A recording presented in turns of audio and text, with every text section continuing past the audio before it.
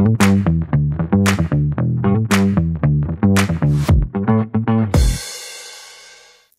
vás u Středu zájmu. Mé jméno je Lena Cohen a dnes je tu se mnou Vítek Schubert, zakladatel Unicorn Attacks. Já vás vítám. Dobrý den. Dobrý den. Dnešním tématem budou české startupy. A já bych se vás úplně na úvod zeptala, jaké jsou nejčastější problémy, se kterými se potýkají čeští startupisté. Tak když pomineme shánění investic, to je otázka, jestli je to problém nebo není, to je součást startupového života, ale s tím se občas perou, protože vlastně nevědí, jak se to dělá správně, tak bych řekl, že asi nejčastější problémy, které tam vidím na začátku, jsou, že nerozumí tomu, jak správně poskládat cap table z investorů, jak je vlastně vyskládat a že můžou udělat strašné chyby na začátku. To je jeden z velkých problémů, který pořád v Čechách vidím, jako který se opakuje často. A potom je to samozřejmě klasicky škálování. To bych řekl, že jsou dvě takové největší jako překážky nebo chyby, které se dělají hned od začátku, že v tom není zkušenost. Myslíte si, že je to o té české mentalitě, že možná se má tendenci zacyklovat na určitých bodech a právě, že spousta vlastně těch startupů zanikne v tom prvopočátku a vlastně se to ani dále nerozvine a nemá to nějaké pokračování? Já si nemyslím. Já myslím, že oni zanikají i v té cizině, jen my, jak jsme menší trh, tak se o tom víc ví, ale nemyslím si, že je to nějaký jako specifikum tady u nás. Spíš bych řekl, co nám asi trošku chybí, a teď nechci srovnat jenom s Amerikou, ale je trošku vlastně pořád ještě ta edukace na univerzitách, na vysokých školách toho, co to znamená vést startup, co to znamená ho založit, co si musí člověk odpracovat. Myslím si, že tohle nám tam ještě pořád trošku chybí a to asi přijde časem, až se nám trošku obmění a zmodernizuje školství. Myslíte si, že to teda není tím, že by čeští startupisté, dejme tomu, měli tu komunitu třeba otevřenější, nebo naopak neměli otevřenější, že třeba ti noví členi, když si to tak můžeme nazvat, by měli tu šanci se od někoho naučit vlastně a třeba neopakovat ty chyby? Jo, já si myslím, že ani ne, že je to spíš jako fakt osobnostní věc. Jo, že jako startup může založit kdekdo, ale ne každý na to má profilově. Ono na začátku to vypadá jako docela zábava, fán a bude to cool. Ale že vlastně profil toho startupisty je o tom, že si musí ten člověk uvědomit, že to bude fakt jako hodně práce, hodně lítání, že to není jenom o tom, že vymýšlím super produkt, že musím běhat po investorech, že bych si ideálně měl sehnat třeba zkušenýho mentora právě, což u nás spoustu startupů celkem na začátku pomíjí. Ale on ten mentor je skoro důležitější v těch prvních etapách, v pre-seedu, seedu, možná v sérii a pak už ne později. A tohle myslím, že třeba u nás mají prohozený. Ale řekl bych, že je to spíš fakt z neznalosti, jo? Že kde tu informaci jako nabrat, sehnat, ale že by se měli problém dostat do té komunity, to si myslím, že je věc osobnostní, jak je člověk komunikativní, extrovertní. To myslím, že už není překážka dneska. To byla vlastně moje další otázka, jak je to s tou podporou právě začínajících startupistů v České republice. Vlastně je to těžké pro mladého člověka založit si tady ten startup a opravdu jako mít potenciál se dostat výš? Nemyslím si, že je to těžký. Myslím si, že musí si to člověk předem rozmyslet a vědět, co to znamená ten startup jako založit. Jo? Co si musí odpracovat za domácí úkoly, než začne jako zakládat vůbec firmu. Aby si vůbec ověřil, že to celý dává smysl. Myslím si, že taky je těžký si vybrat dobře mentora, protože ty lidi jsou často mladí, nemají ty kontakty a dneska bohužel skoro tak jako kdo se prohlásí za mentora jenom protože dělal někde manažera v korporaci, může myslí, že může dělat mentora startupu. Ale ten startupový svět je fakt jako hodně jiný než standardní velká firma. To znamená, že byl někdo i třeba úspěšný manažer middle managementu v nějaký FMCG firmě, tak to vůbec neznamená, že je správný mentor pro startup. Naopak ho může jako vlastně úplně jako špatně nasměrovat do zdi, protože prostě neví, jak funguje ten ekosystém startupů a co je potřeba a to jsou úplně jako jiný priority než ve standardní firmě. Takže bych řekl, že je to spíš o tom, že ten startup musí mít trošku štěstí nebo být extrovertní, ten founder, a zeptat se jiných startupů a fakt si dobře vybrat mentora a to si myslím, že mu může ušetřit 30, možná 50% práce a chyb na začátku. Ale mentora, který už někdy dělal se startupama.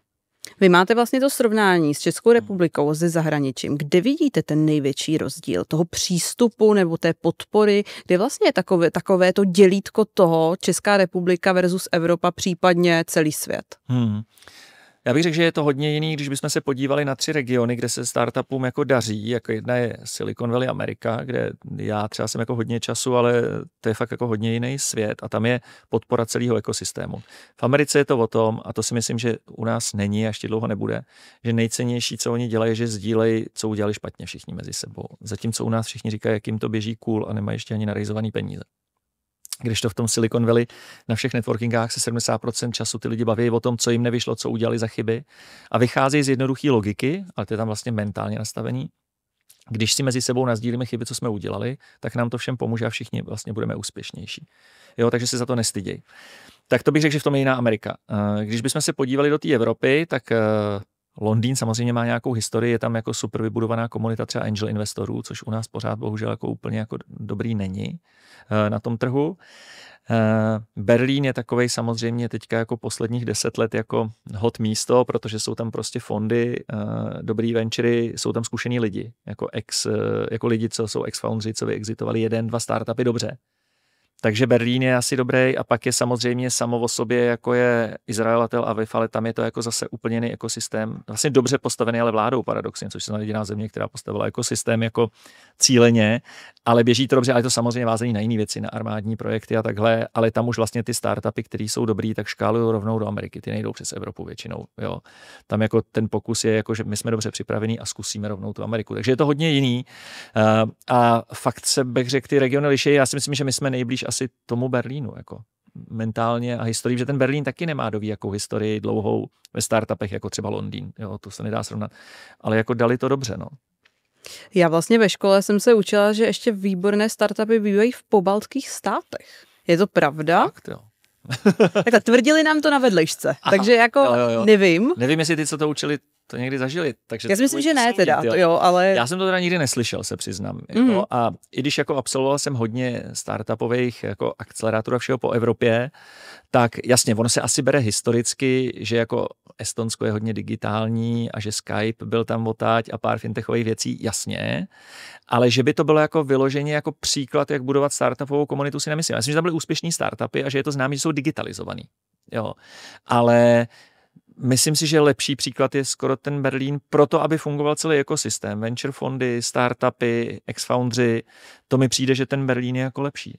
Myslíte si, že čeští startupisté mají tendence se vylepšovat v průběhu času, že se vlastně byli schopni poučit z těch chyb, třeba co dělali ty generace předtím? Já nevím, jestli se poučili z chyb, co dělali generace předtím u nás. To nevím, ale myslím, že nabírají i zkušenosti z ciziny, že mnohem víc cestují než ty první generace těch founderů. Studovali tam třeba i univerzity, takže vlastně dostali už trošku vzdělání. Jo, třeba můj syn teďka dokončil univerzitu v Americe a tam vyloženě mají předmět, jak se tvoří startup. Jo, na business škole. To znamená, že to know-how už během té školy je naučený od lidí, co si to prošli, řeknou jim to velmi konkrétně a ty lidi z té školy, jasně pořád je to teorie, ale jdou mnohem líp vybavený. A myslím si, že tato generace se sem teďka třeba z těch škol už vrací a zakládají ty startupy a mají to vstupní know-how lepší ani ne tak díky tomu, co proběhlo tady, ale že si ho přivezou z té ciziny. Ale to je super vlastně pro ten ekosystém, že ty lidi si to nasdílejí, jsou zvyklí trošku jinak fungovat už mentálně. Takže já si myslím, že tohle je vlastně pro nás jako ekonomiku v Čechách, že je to vlastně jako skvělý, že já si nemyslím, že vláda tady doví, co dělá pro to, aby se tady dařilo startupům. Takže si myslím, že to, co tady vzniklo, je zásluha venture fondů, co tu byly na začátku jako první, jako Credo, Enerna další, tak to byla jejich zásluha hodně, co se stalo a zbytek je zásluha lidí, co se do toho vrhli a tomu ekosystému pomáhali. Jo. To nebyla systémová podpora a myslím, že teďka tomu může pomoct právě, že přijdou ty lidi, kteří vlastně už na to mají i to vzdělání z trhu, kde je to běžný jako biznis. Vy jste mluvil o té Americe a o jejich přístupu k neúspěchu. Já jsem tam nějakou dobu žila, takže jako vím, že oni úplně jinak vnímají i ty školní podmínky, co se týče neúspěchu, než čeští lidé, že prostě pro mě to byl absolutně šok, jo? Že prostě oni vlastně si z toho zase nic nedělají a berou to jako nějaký mezibod k tomu úspěchu, ale že právě Češi se hroutí. A je to takhle i v případě toho startupového světa, že někdo to třeba rovnou jako zasekne, než aby se třeba poučil, zkusil to udělat jinak, ale že to rovnou prostě zazdí a jde dál.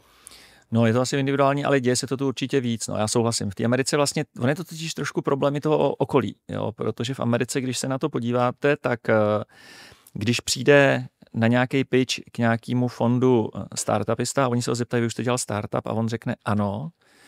A oni řeknou, jak to dopadlo, on řekne, takhle jsme se dostali, ale vlastně jsme hned po seedu jako umřeli, nedali jsme to, tohle byly chyby.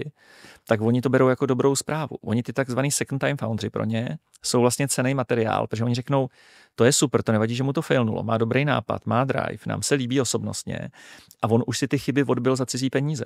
To je pro nás super. Když to my máme furt tendenci v té východní a střední Evropě se na to koukat, no tak on říkal, že už mu selhal jeden startup, tak ten bude nějaký asi přihlouplej, ne? Když to jako nedali, tak přece do něj nedáme peníze po druhý. Jo, že my jsme jiný mentálně v tomhletom. Já jsem žil pro změnu 3 roky v Londýně, ale ta Anglie taky není taková, že by tam jako všichni říkali, a já jsem v tomhle neuspěl. Myslím, že ta Amerika je specifická v tomhle.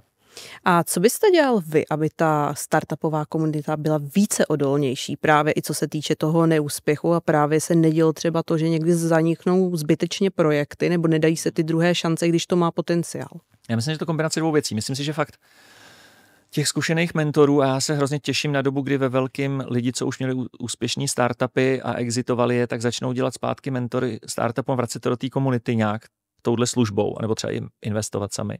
To myslím, že hodně pomůže. Lidi, co to fakt prošli a řeknou, hele, musíte vydržet. My jsme vlastně až třeba produkt D byl ten správnej, 3 předtím jsme failnuli. Jo. Kdo tady ví, že Uber, tak jako dneska známe, byl až pitch číslo 4, protože ty 3 předtím je s tím vyhodili, že do toho nikdo peníze nedá. Jo. Málo kdo to ví, jak řekne Uber, to byl startup. Takže já si myslím, že pomůže mentoři a myslím si, že hodně pomůže, když tady bude víc věcí, nejenom networkingy, že takový všem přijde cool, že jsou networkingy, kde si všichni povídají u drinků. A já si myslím, že fakt musí být víc věcí, co třeba my jako firma děláme pro tu komunitu, že děláme každý 3 měsíce bootcampy pro startupy, kde prostě máme v každém bootcampu 10-12 startupů, zavřeme je na 2 dny a jedeme s nima prostě drily, tlačíme na ně, chceme vidět, jak fungují pod tlakem, vlastně napadáme jim ten produkt, aby jsme jako viděli, jak si zatím stojí, jak umějí jako přemýšlet fakt jako out of the box nad tím a myslím si, že potřebují prostě projít tímhletím, co dneska jim nedá vlastně to univerzitní školství tady, protože co si budeme povídat jako inkubátory na našich vysokých školách jsou spíš taková jako úsměvná záležitost. To není jako reálný profesionální inkubátor startupový, tak jak bychom je znali. No, to já můžu potvrdit. Já jsem měla vedlejšku startupy a jako nemyslím si, že jsem si z toho něco odnesla úplně. Ne, ale prostě akademický prostředí ze vším všude, ale není to reálný inkubátor, jako třeba když je Skydeck na Berkeley v San Francisku, tak to je profesionální inkubátor. Tam jsou lidi, co vyštudovali Berkeley, pak měli Startup 2, který raiseli, exitli a vrátili se sem do školy jako v rámci alumni a postavili inkubátor. Ale jsou to lidi, co to všichni dělali. Ale u nás vedou inkubátor lidi, co v životě ne, že neměli startup, ale nedělali reálný biznis. Jdou jenom z akademického prostředí. A to nemyslím teďka ve zlým, má svý výhody a svoji typologii, ale nemůžou chtít dělat profesionální inkubátor. A to si myslím, že třeba na univerzitách hrozně chybí v Čechách. Že by to hrozně pomohlo té komunitě, ale musely by ty univerzity přijmout fakt, že si najdou zkušený lidi z trhu, který to pro ně budou dělat. A bude to pod hlavičkou školy a všechno, ale nebudou to lidi, co učí jako na té vysoké škole nějaký předmět. Tak my jsme se tady pak mohli bavit o tom odměňování, že vlastně oni nemají ani důvod. Jo, ale já si myslím, že upřímně by do toho sehnali půlku lidí zadarmo. Že jsou lidi, co to prošli a byli by ochotní tam strávit jednou za týden 2-3 hodiny jako s těma startupama, jako fakt i zadarmo. A nebo řekli, dobře, tak já s těma startupama budu dělat, když mě pak někdo zaplatí jako mentora nebo mi to dá v ekvitě, tak já z toho budu mít takhle něco a nemusíte mi nic platit. Já si myslím, že by to šlo, jako jo, ale musel by to vlastně tam nejhorší, jak je to zacyklený, že by to musel drivovat a postavit někdo, kdo tomu rozumí, jak takový ekosystém funguje a kdo to někde v cizině viděl. No ale to nejsou zase ty lidi na těch univerzitách. Jo, tak v tom si myslím, že máme trošku jako nevýhodu, no. A bojím se, že v tom trošičku už zaspáváme to, co se po Evropě běžně děje. Teda to mě vlastně nejvíc na tom straší. A máte nějakou zkušenost právě ze zahraničí? Jak je to tam právě s tím vzděláním, co se týče startupů, jestli na business školách třeba v Německu, v Rakousku už je tohle vlastně běžná praxe? V Anglii je, co vím, tak v Holandsku se to začíná hodně docela systematicky stavět. Německo nevím, to byl hal, to nevím. Ale vím, že třeba Holandsko hodně do toho jde. Jo, že Amsterdam se teďka stává takový zajímavý místo, že je hodně kosmopolitní, je celkem jedno, odkud kdo je, nejsou tam jazykové bariéry žádný. Jo, a Německo nevím, no, ale myslím si, že jako tohle to nám tady strašně schází, ale že by to hrozně pomohlo. No a to je zase, já si myslím, že to je trošku upřímně role jako státu, no, když už ne té univerzity samotný, která chce mít vždycky nějakou svobodu a samostatnost, protože je to akademická půda, ale myslím, že tahle ta jako zodpovědnost za to budování pro ty studenty těch jejich budoucích firm a jejich biznisu, že tam chybí, že furt se hrozně klade důraz na to teoretické vzdělávání v tom oboru, ale hrozně nám chybí to praktické vzdělávání. Ty budeš mít tuhle teoretickou znalost, ale když se tím budeš živit ve své firmě, tak ale musíš zvládnout tuhle disciplínu a to, že nám tu chybí. No tak to já můžu potvrdit, protože já jsem se jako prakticky nenaučila na vysoký nic. To můžu říct jako rovnou, že to bylo prostě celý teoretický a dneska už si z toho půlku nepamatuju, protože prostě jsem jako reálně se k tomu vlastně nedostala. Jo, takže no, je to ale tak. Pak nám hrozí, že buď ty studenti, kteří jsou dobrý a jako už to třeba umějí, někdy si to naštudovali nebo někdo poradil, tak tu školu ani nedokončej, protože řeknou, já půjdu dělat ten startup, stejně mi to nic nedává. A takových lidí znám hodně ze startupů, když si to dělám. A nebo odejdou na školu do ciziny, že řeknou, tady mi to nic nedá. Já vlastně mám v sobě trošku takový jako drive na podnikání. Já půjdu studovat do ciziny, že tam jsou na té škole na to i podmínky, že se budu učit ten biznis, ale zároveň tam můžu dělat startup, jo. A myslím, že si tady nikdo neuvědomuje, že vlastně pak jasně, že naplníme kvóty na vysokých školách, ale ty nejlepší lidi nám odejdou. A oni, když odejdou, tak hrozí, že tam zůstanou, že řeknou, no tady to všechno funguje a u nás ne. Jo, a pak se nám sem nebudou vracet. No, ale my pak budeme ta montovna těch autodílů. Jo, my se nikdy nestaneme takovou tou digitální ekonomikou, ale to do budoucna je jako sebevražedný prakticky. Takže je to fakt jako relativně o větším systému, ono se furt říká startupy a to je nějaký kus trhu, no ale ono to trošku vypovídá o tom, kam ta země do budoucna bude směřovat a jestli tady budeme mít jako fakt chytrý lidi, vzdělaný, kteří budou stavět svý biznesy, svý firmy, platit tu daně. A to mi přijde, že tímhle se nikdo fakt systematicky bohužel nezabývá. A když máme vlastně už ten začínající startup, tak kdybyste řekl, že je ta nejvhodnější fáze začít škálovat? To je otázka za milion, doslova v jejich případě kvůli raisingu, ale ne, asi je to, já si myslím, že je to ve chvíli, kdy mám stabilní produkt, ne MVPčko, jo, kdy mám produkt, který už je, řeknu, aspoň verze jako Alpha 1.0 ověřený, stabilní, když to bude technologický startup, tak technologicky. Vidím, že jsem schopen na to mít jako recurring revenues, jakože zákazníci mi platí pravidelné platby, jestli jsou měsíční, roční jedno, ale opakující se platby a roste mi biznis v nějaký trajektorii. To nemusí být tak, jak se vždycky ukazuje ta hokejka vůbec. Stačí normálně smysluplný pozvolný růst, řeknu 20 až 50% jako ročně, ten začátek je snadnější růstově, ale opravdu mám pravidelný příjmy, mám ten produkt vyzkoušený a ověřený, že už je v nějaký finálnější verzi, protože na těch větších trzích, škálu na větší trhy, je to drahý špás to odlončovat. Jo, je to prostě x3, co je to stálo tady. A tam není čas ladit produkt, ani na to nejsou peníze už. Takže jako myslím si, že ten okamžik je ve chvíli, kdy ten produkt už se jako zastabilizuje a přechází do takové fáze trošku spíš scale-upu. To znamená, že už mám opakující se revenue a už mám stabilní produkt a mám už normální standardní roadmapu, už to není jako cestou pokusu omylu, tak to je okamžik, kdybych zvážil škálování. Ne předtím, protože škálování je super věc, ale může ten startup taky jako 3x zrychleně zabít. A jsou i startupy, kterým ujel ten vlak, že vyloženě na to nepřišli, nezačali a prostě už to jako nešlo dohnat. To je na tom to nejtěžší, jo, jako kdy je ten správný okamžik. Já to vždycky přirovnávám jako k letadlu, jo, protože letadlo, když startuje, tak musí jet na nějakou rychlost otáček, protože když pojedu pomalu, tak se neodlepím od země a na konci narazím do té betonové bariéry a zabiju se tam jako pilot nebo i lidi. A když to vohnu moc rychle, dám to naplno, taky není dobrý, že mi to zlomí křídla tím tlakem a taky spadnu. A ten startup, oni musí odhadnout okamžik toho stoupání. Teď je to, kdy půjdeme někam jinam. Jo, nemusíme to udělat tady na domácím trhu, není to moc pomalý, ale je to fakt o tom trochu o know-how a na tohle si myslím, že je dobrý právě mít někoho, kdo si to prošel, nebo se zeptat pár founderů. To nemusím, OK, nemám mentora, myslím, že je to lepší, ale nemám ho, ale je to nejjednodušší, pokud se o to zajímám a jsem v té komunitě, tak přece najít 3-4 foundery, kteří už úspěšně odškálovali.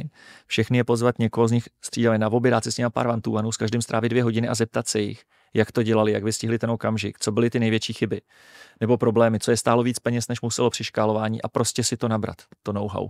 Že já si myslím, že to nejde teoreticky odhadnout, že fakt ty rady jsou potřeba. Je to hrozně těžký to trefit bez toho, že jsem se s někým o tom bavil.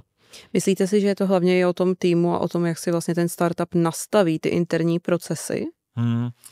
Je, protože on vlastně škálování, to je dobrá otázka, no to škálování je vlastně první okamžik, kdyby ten startup měl seriózně se zabývat tím, že zafixuje nějaký procesy, už jakože opravdu. Jo, ne, že řekneme, každý dělá všechno, je to super. Není to už super. Při tom škálování už to stojí hodně peněz a už to musí mít nějakou jako štábní kulturu, když to tak nazvu. Takže to si myslím, že procesy jsou důležitý a je to taky okamžik, kdy ten startup musí poprvé zvážit, že přivede lidi zvenku, kteří si to nikdy prošli. Že je fajn, že se mnou byl někdo od začátku, dělal to se mnou za málo peněz, je to kámoš, ale nikdy si to neprošel a nemá jako tu znalost. A ve chvíli, když škáluju, tak je to vlastně ten první okamžik, kdyby ten founder se měl zamyslet a říct, hele, možná je to okamžik, kdy prostě musí přijít někdo zvenku a přeskočit hierarchicky lidi, to tu jsou, protože přinese to know-how toho, že už to zažil. A skokově nás to posune a vyvarujeme se některých chyb a rizik, co tam jsou. Jo, takže je to odpovědnost foundera, aby tohle udělal. Ano, je to těžký nařízením, že pokud se do té doby lidi neřídil, nekomunikoval s nima o tom, kam se budeme vyvíjet, tak je těžký z ničeho nic přijít a říct, hele, kluci, tak tady jsou teďka 2 noví lidi a ty trabou nad váma, protože oni to znají líp, jo, aby si nezdemotivoval ten tým, co tam byl od začátku. Takže je to náročný okamžik na leadership a proto ten founder by měl se v leadershipu trošku jako vzdělávat, jako co to obsahuje všechno, nejenom, že si přečtu chytrou knížku, ale fakt trošku to zažít, bavit se s lidma, co si to prošli, protože prostě to škálování je věc, která vlastně dává startupu obrovskou příležitost a zároveň může strašně rychle zabít, když to udělají špatně. A zabít celý ten startup, i když se jim na domácím trhu dařilo a vlastně mohli by takový dobře fungující SROčko třeba dalších 20 let. Právě u toho mentoringu, tam bych se možná zastavila. Já mám kolem sebe spoustu lidí právě z business sféry, kteří se úplně vzhlídli v knihách. Takových těch sebevzdělávacích, seberozvojových, bohatý táta, chudý táta, tyhle ty všechny možný alternativy jedné věci. Myslíte si, že tohle je dobrý přístup, že ten člověk se samovzdělává, nebo je opravdu lepší jít za někým, kdo je kvalifikovaný, aby pomohl tomu člověku opravdu efektivně a v jeho hlavně nějakých limitech se vzdělat? Já myslím, že to kombinace upřímně, jo? Že jsou skvělé knihy, myslím, že spousta skvělých knih se tu ani u nás neprodává nebo nevyšla, který o tom jsou. A jasně jsou tyhle ty knížky, bohatý táta, chudý táta, mnich, který prodal svoje Ferrari, a to jsou takový, já říkám, dobře čtivý knížky a příběhy, ale na tom startup neudělám. Jo? Já si myslím, že tam musí ty lidi číst knížky, jako je Art of the Start od Guye Kawasakiho nebo Rainforest, který vysvětluje, jak funguje vlastně vůbec ekosystém venture fondů, startupů, jako mentálně. A to jsou knížky, které třeba nejsou takhle populární, ale mají v sobě fakt to know-how a něco se tam člověk naučí. A myslím si, že to ale stejně musí nakombinovat s nějakou přenesenou zkušeností od někoho. Já si myslím, že ty nejinteligentnější foundři vždycky byli dobrý v tom, že si dokázali najít lidi, co to prošli, měli zkušenost a jsou nějak osobnostně vybavení, že to dokážou předat. A že to pro ně bylo tak jako 50% úspěchu, že tyhle lidi dokázali k sobě přitáhnout. Protože ty lidi jsou všichni jako strašně přezaměstnaný. Jako mají toho všichni v agendě hrozně moc a v kalendářích a musí ten founder něčím zaujmout, aby mu ten čas chtěli dát. A co se týče toho mentoringu, existují v České republice vůbec třeba nějaká vzdělávací videa, kurzy, prostě jak se zlepšit, kam by ten člověk mohl jít a vyhledat vlastně aktivně? Myslím, že přes video to ani skoro jako nejde. Jo. Já si myslím, že fakt nejlepší varianta je skutečný mentor, zkušený, který ale dělal startupy opravdu. A s ním trávit ten čas, který už zažil scalingy na pár startupech, že je tím provázel, aby mu mohl dávat tomu startupu ty příklady a dopředu mu trošku říkat, hele, jak když jedeš v rally a budeš tady ten navigátor a řekneš mi za tímhle horizontem jet 80 km za hodinu na trojku ostře doprava a on mu věří, že se tam nezabije, že tam je strom. Jo, takže ten startup je ten řidič a ten mentor by měl být ten navigátor. A na to je potřeba zkušený člověk. A ty tu jsou. Tady jsou dobrý mentoři v Čechách. Jo, já neříkám, že jsou jich stovky, ale jsou tady dobrý mentoři. Myslím si, že je víc těch ne tak dobrých, ale jsou tady fakt dobrý mentoři. A když už jste u toho rally, já na to občas koukám, takže tam vlastně se škálujou různě ty zatáčky a to podle té náročnosti a je právě možný v tom biznesu, v případě toho startupu, že ten navigátor řekne vlastně, aby projel rychlejc, než je schopnej a on vlastně jako finišuje v tu chvíli. Jo, to se může stát, to se zabije, no. Stane se to. Stane se to. Že vyloženě i ten mentor ho tam vědomě jako navede, že ví, že jde do risku a prostě je to nemusí ustat. Já myslím, že to často není vědomí, že to je v zápalu boje. Jo, jako, že já si nemyslím, že ho tam navede, že si řekne, tyjo, to je tak 10%, že to dá. To si nemyslím. Ale je to o nějaký zodpovědnosti toho mentora, že musí chápat, že má zodpovědnost za to, že jim může zlikvidovat firmu špatnýma radama, nebo když se na něj moc upnou. Já si stejně myslím, že ten founder by měl mít nějakou svoji vizi, co chce dělat a je dobře toho mentora mít, ale to není poslouchat ho slepě, když může challengeovat toho mentora, proč takhle a vést tu diskuzi. Že by neměl být ten founder úplně submisivní, to by měl být jako vyrovnaný partnerský vztah, ten mentor s tím founderem. Jo, ten founder by si měl nechat říct, měl by být, Američani tomu říkají coachability, že když jako investujou do startupu a ten founder není jako coachable pro ně, tak oni neinvestují. Oni řeknou, my potřebujeme někoho, kdo bude naslouchat. Protože prostě my víme, my tu máme 100 jiných investic, my víme, jak se některé věci dělají. A on pokud nebude ochoten naslouchat, tak nám znehodnotí ty peníze. Ale coachable neznamená, že nemůže říct, hele, mně to přijde hrozně risky, já prostě nechci do toho teď jít, protože se bojím, že selžem, že to nedáme. A je to fair komentář. A pak je role toho mentora to uklidnit, možná trošku zbrzdit, chvilku počkat a pak je k tomu jako dovést. Takže je to, za mě by to měl být vyrovnaný vztah, no, že někdy ty foundři se jako nezdravě jako hůknou na toho mentora, že cokoliv řekne je svatý, jako jo, že to je takový přikázání, kterým se musíme řídit a tak jedem, jako. A jak je to třeba tady a v Americe? Protože jako za mě tady lidi se často bojí, řekněme, já nevím, jak to nazvat úplně, jako tak, aby to vyznělo tak, jak to chci říct, ale toho učitele, že s tím mají prostě negativní vztah žák versus učitel, z nějaké autoritativní, možná jako z autoritativního pohledu. Že prostě je tam taková nějaká jako nedůvěra nebo chuť se jako podřídit, právě, že jako oni nejdou do toho vyrovnaného stavu, jako je to třeba v té Americe, že jsem se setkala, ten učitel prostě je rovnocenným partnerem, že tam prostě je schopný i na těch základkách se tam prostě bavit s těma dětma jako 50-50. Ale tady to je prostě tak, že ten žák je, že jo, nízko a on je nad ním. No. Tak je to zase systém našeho vzdělávání. Jo. Tak máme principiálně vzdělávání, systém školský ještě od Marie Terezy zavedený, jo, že kdo líp zopakuje učebnici, tak ten má Ačka. A v Americe je to postavený na tom, kdo si líp najde informace, udělá logický závěr a vysvětlí je, tak i když ten závěr nebyl perfektní, tak ale můžu dostat Ačko, protože jsem na to vlastně šel správně. Jo, to je úplně jiný princip hodnocení těch studentů a jiný způsob toho, k čemu je připravuju. Ten náš způsob je, když si to tu přečteš a zopakuješ to, co někdo napsal doslova, tak seš nejlepší student. Ale to nevypovídá nic o tom, jestli ten člověk logicky uvažuje a je dobře vybavený na to, aby někdy sám podnikal. No a jak on to má vlastně pak s tím mentorem, že to může být právě tím, že on v něm vidí tu autoritu a vlastně naučí se ho poslouchat. Může. Tak jako poslouchal toho učitele prostě, nevím, 15 let, střední a základka prostě, pak si řekl, že udělá tohle a najednou tam má toho mentora, on si řekne, jo, tak ten mi ukazuje ten správný směr, ten mi chce pomoct.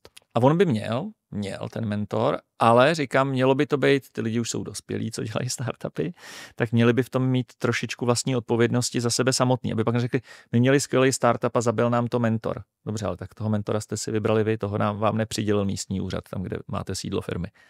Jo, takže je to vždycky na konci neodpovědnost toho mentora. Toho foundera, jakýho si vybral mentora, jak s ním pracuje. Jasně, ten mentor musí mít odpovědnost odhadnout, na co ten startup, který té fázi má, a netlačit je jenom do toho, co by bylo skvělý, možná i nejlepší pro ten startup, ale oni na to nejsou ready. Nemají na to know-how, nemají na to dostatečně seniorní lidi, jo, tak pak jim vlastně jako způsobují klinickou smrt, že jim ukazují správnou cestu, ale oni na ní nejsou připravení. To se může stát jako často, že prostě oni jako nejsou ready a myslím, že se to děje a více to děje, myslím si, že více to děje, aspoň co já jsem viděl u mentorů, který prostě řeknou, já jsem tady dělal 10, alespoň, jsem zažil horší případy, ale 10-15 let v nějaký korporaci, dělal jsem tam manažera, měl jsem pod sebou 50 lidí, já vím, jak se dělají věci, jak se řídí firma a začne tohle know-how uplatňovat na startup, který je úplně něco jiného, mnohem křehčí materiál, s úplně jinou logikou stavění biznisu, prostě škálování startupu jiný, než dělat standardní biznis, normální firmě růstovej, double digit growth každý rok. No a tam se bojím vlastně, že těch chyb se děje nejvíc u těch mentorů, co prostě neměli v rukách už 5, 10, 20 startupů a už trošku vědí, kdy přidat plyn, kdy brzdit. Někdy naopak je role toho mentora brzdit ten startup. Jo, a jako tahat za tu ručník a říkat, hele, vy nejste ready, já chápu, že tam chcete vejít, ale nejste připravený. Jo, to by měla být taky role toho mentora. Takže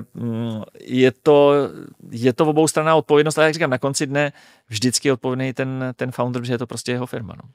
A když ještě se podíváme na jednu stránku, vy jste zmínil úřady. Jak jsme na tom, co se týče z pohledu toho státu a jeho vztahu ke startupům? Tak. Jestli nějaký máme teda vůbec. Jo, no to je jako ano, asi důležitý dobrý komentář. Jako já si definovat. myslím, že prostě jasně není tady těžký dneska založit SROčko a to nemáme to digitální, jako to může mít Estonsko, jestli to založím přes internet a tak jako jasně. Ale nemyslím si, že je dneska těžký tady založit firmu upřímně jako SROčko. To je jednoduchý, jako jo. Takže tady může to být víc digitalizovaný, ale neviděl bych to jako problém. Druhá věc je, že ten startup nedělá nic v tom, ten stát nedělá nic v tom, aby to tomu startupu usnadnil. Jo? Není to, že by řekli, hele, tak první 2 roky, když jste prokazatelně startup, děláte něco můžete věkové omezení čímkoliv, tak máte třeba úlevu od daní, abyste se stihli nadechnout, abyste vůbec stihli ten nápad rozvinout, že rozvinete, tak je to vlastně dobrý pro tu zem, že máte něco, co se bude škálovat do ciziny. A tady si bojím, že vlastně vůbec není ten stát schopen takhle jako přemýšlet, jo? Že oni řeknou, jste SROčko, máte tady svý ičo a budeme se k vám chovat jako k firmě, co je tady 30 let na trhu. Jo, jste firma, jste SROčko. Jo, že ten stát neumí rozlišit, co je firma a co je startup, zatímco spoustu těch zemí prostě k těm startupům se chová jinak. Takže tam je asi to gro toho. Tam je to gro a to si myslím, že u nás vlastně neexistuje vůbec. Vlastně i ten legislativní rámec, co se týče třeba vůbec investorských smluv a tohle, tak se tady některé věci ohýbají, že to vlastně naše legislativa ani nezná takový výrazy, aby je dokázala přenést do smluv investorských. Jo, když si vezmeme ESOP programy, tak vlastně je to u nás takový jako ohýbaný, protože to americké právo je vnímá tak, jak ESOP stojí u nás, jako je to vlastně z pohledu zákona takový trošku jako to tady vůbec jako není ošetřený pořádně a každý tím vnímáme něco jiného. A prostě jsou tam nějaký základy, který pořád si myslím, že u nás chybějí a nemyslím si, že ten stát nebo nevidím žádný zásadní snahy státu, že by se pokoušel to změnit a fakt nějak rozumně nastavit. Aspoň já to nevidím. Aby jsme ještě zakončili tuhle celou debatu o startupech. Nedepresivně. Dostaneme se k produktům. Jak byste definoval vy ten správný produkt? Co musí mít? Co je nějaký atribut toho správného produktu? Myslím si, že musí být snadno škálovatelný. Nesmí to být, co zákazník, to tailor-made řešení. Musí být dostatečně jednoduchý na začátku. Cokoliv složitýho na začátku kolabuje. Já nejsem známá firma nic a nemůžu spolehat, že zákazník si všechno nastuduje a promyslí si takovýhle manuál, aby si to ode mě koupil. Takže srozumitelný. Myslím, že tam musí být naprosto jasně na první dobrou pochopitelný, co ten produkt přináší tomu zákazníkovi za hodnotu. Zjednoduší mu to vnitřní fungování firmy, zlepší mu to profitabilitu. Co ten produkt dělá pro toho zákazníka, který si ho má koupit? Jinými slovy, když ten zákazník má nějaký objem peněz, tak proč by kus z nich měl vzít a utratit je zrovna za mě jako startup? Co to je? Já si myslím, že třeba jako jedna z nejlepších věcí je čas. Jako pokud mám produkt, který lidem dneska uspoří čas, tak je to je zásadní marže. Jo? Takže je pár takových věcí, které si myslím, že si musí ten founder na začátku rozmyslet. Proč by vůbec ten zákazník mi měl chtít dát za to svoje peníze? Proč by měl chtít utratit za nás? Proč ne za někoho jiného nebo něco jiného? Co je v tom našem produktu ta klíčová hodnota, aby ho chtěl koupit bez přemýšlení? Že to tam vidí. A to ve chvíli, kdy jako krekne ten startup, tak si myslím, že má na tom začátku, jak v zákaznících, tak ve schání investora na půl vyhráno. Kdyby měla přijít ta testovací fáze produktu, aby se vůbec zjistilo, jestli je market fit, nebo jestli prostě to tam není? Já si nemyslím, že když je to ve fázi PowerPointu nebo papíru, jo, to nefunguje. Já na tyhle ty focus grupy na základě PowerPointu nevěřím. Já si myslím, že chce to mít MVP. Já když třeba jako dělám mentora startupům, bavím se o tom, tak říkám, hele, ve chvíli, kdy máte produkt ze 70% hotovej, tak je dobrý si najít pár prvních zákazníků, říct jim, hele, není to dokončený, je to už jako, že to funguje, my vám to dáme zadarmo, a když to dostavíme, tak vám to dáme na 3 roky zadarmo, ale prosím vás, otestujte to a dejte nám k tomu svůj feedback. Tak to si myslím, že ta fáze 70-80% dokončení, protože to poslední dokončení je hrozně těžký, stojí spoustu peněz a měli bychom už vědět, co chtějí fakt ty lidi, jestli my nejsme jako takhle v garáži u sebe. Ale je tam zároveň hrozně zásadní, když ten produkt dokončuju v té MVP fázi, se neřídit každým feedbackem, ale kvantifikovat. Když oslovím 20 zákazníků, tak mi musí aspoň 5 dát stejný typ feedbacku, abych měnil ten produkt. Jo, u nás mají často ty startupy, co jsem viděl tendenci, mám 20 zákazníků, dali mi 10 různých feedbacků a já každý ten feedback začlenuju a zpátky předělávám ten produkt. A to je cesta do pekla. Jo, takže chce to mít tam jako tenhle ten rozum a nějak si kvantifikovat, jak taky s tím feedbackem budu pracovat. A kdyby se ukázalo, že teda ten trh nestojí o ten produkt, jak pokračujeme dál v tomto případě? Tak buď si říct, furt tam vidím na tom trhu tu niku, ale netrefili jsme produkt, takže se musíme zavřít a vymyslet ten produkt jinak. Prostě od základu. Pořád vidíme, kde je ta oportunita, ale tenhle náš produkt ji neadresuje nebo není srozumitelný zákazníkům, nebo o ní není zájem. No a nebo si říct, jako přišlo nám to super, ale ty lidi to prostě nechtějí. Prostě za to nebudou chtít platit. Jo, a pak je lepší to nedělat a říct, tak chceme jako parta vymyslet něco jiného, nebo to zabalíme a každý si jdeme po svém. A i to může být někdy lepší řešení, než spálit miliony a pak si říct, tak ono to fakt nevyšlo. Takže je to těžké rozhodnutí, já to chápu, ale myslím si, že když poprvé vidím, že to nefunguje, tak je dobrý se ještě k tomu stolu všichni vrátit a zavřít se a pár dnů strávit nad tím, jestli je to třeba není jenom tím, že jsme ten produkt špatně postavili nebo vymysleli, ale ten trh tam vlastně je. A když se dostaneme přes tu testovací fázi, zjistíme, že ten produkt je OK, že na tom trhu by to mělo to svoje místo, kdy je ten čas se pustit do toho dalšího vývoje a třeba i k finalizaci toho produktu? V tom by měl pomoci investor, že už v té době bychom měli nabrat první investici, takže by měl i trochu tomu startupu pomoct v tom směřování, ale já si myslím, že ve chvíli, kdy jako v nějakém pre-seedu nebo za vlastní peníze nějaký dokončím jako MVPčko produktový a zjistím, že jako mám feedbacky, nějak to funguje, lidi to chtějí a raisenu první investici, tak nemalá část té investice, možná 50%, by mělo jít na dokončení produktu do nějaký finální podoba nebude možná nikdy. Ten produkt by se měl furt s tím pracovat, ale do nějaký fakt už jako alfa verze, kterou řeknu, tohle je ten produkt. Už neříkám lidem, je to pilot. Ne, tohle je ten produkt. Jo, tak to by se mělo podle mě udělat už s tou jako první investicí, ve chvíli, kdy dostanu, řeknu, 500 000 euro a víc, tak tam už bych měl seriózně dokončovat jako produkt, tak aby to byl fakt komerční produkt. No tak to máme. Já vám moc krát děkuju, že jsme měli šanci si popovídat o českých startupech, o tom, s čím se potýkají, jak by se to dalo zlepšit a budu se těšit někdy na viděnou. Já děkuju za pozvání, za fajn otázky.